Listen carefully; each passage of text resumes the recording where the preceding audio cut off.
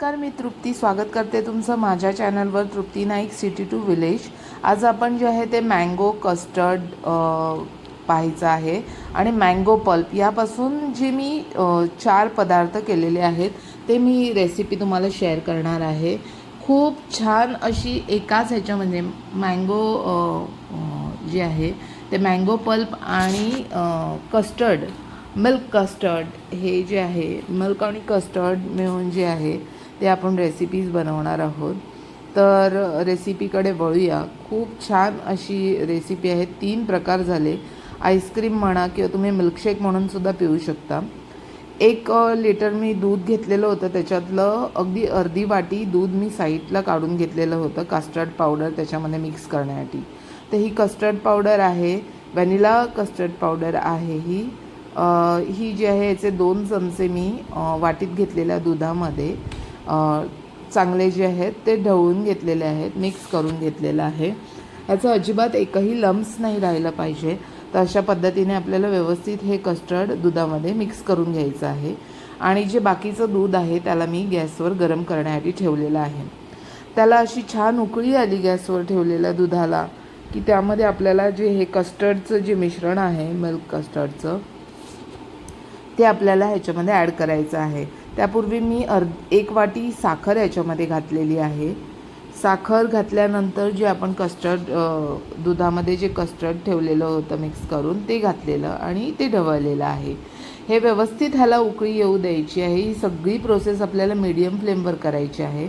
मग मी ड्रायफ्रूट्स घेतलेले होते बारीक करून, काजू, बदाम, मनुका, तुम्ही ह्याच्यामध्ये दुसरा पिस्ता वगैरे पण ॲड करू शकता। तर मी हे ड्रायफ्रूट्स जे आहे ते बारीक, अगदी पूड नाही पण बारीक असे कापून घेतलेले ड्रायफ्रूट त्यामध्ये मिश्रणात मिक्स केलेले आहेत दुधामध्ये आणि त्याला छान उकळी येऊ द्यायची आहे। हे आपल्याला मीडियम फ्लेमवर अगदी 15 मिनटासाठी शिजवायचं आहे। दाटसर असं होतं आपलं जे दूध आहे ते। यामध्ये मी मॅप्रोचं अजून एक, हे ऑप्शनल आहे, बटरस्कॉच ॲपल क्रश म्हणून येतं, तर ते 3 चमचे साधारणतः घातलेले आहेत। तुमच्याकडे नसेल आणि तुम्ही नाही घातलात तरी चालेल। कस्टर्डमुळे जे आहे दूध थोड्या वेळाने जे आहे उकळल्यानंतर थोडं दाटसर होत जातं आणि त्याला रबडी फॉर्ममध्ये ते येतं, म्हणजे रबडीसारखं येतं। तुम्ही ॲज अ रबडी म्हणून पण ते खाऊ शकता, दुधाची अशी दाटसर रबडी म्हणून पण मी जे आहे ते हे बघा उकळी आल्यानंतर थोडं दाटसर झाल्यानंतर त्याचा असा छान रंग आलेला आहे पिवळसर। हे 3 आंब्याचा गर होता माझ्याकडे, तर तो मी मँगो पल्प काढून घेतलेला आहे, मँगोचा गर काढून घेतलेला आहे। तो मिक्सरला, पाणी नाही घालायचं आहे आपल्याला, 2 चमचे फक्त मी ह्यामध्ये साखर आणि वेलची 4 घालून जे आहे ते मिक्सरला मँगोचा पल्प जो आहे तो फिरवून घेतलेला आहे असा दाटसर असा।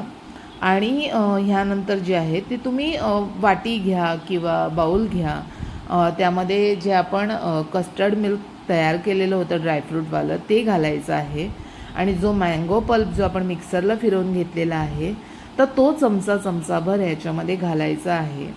आणि टूटी फ्रुटी घालून जे आहे, टूटी फ्रुटी नसेल तर ठीक आहे, तुम्ही जे आहे ते असं आईस्क्रीम सेट करून हे मँगो कस्टर्ड आईस्क्रीम जे आहे ते रेडी होतं।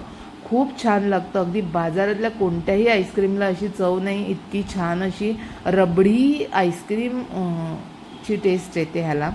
तर ही नक्की करून बघा।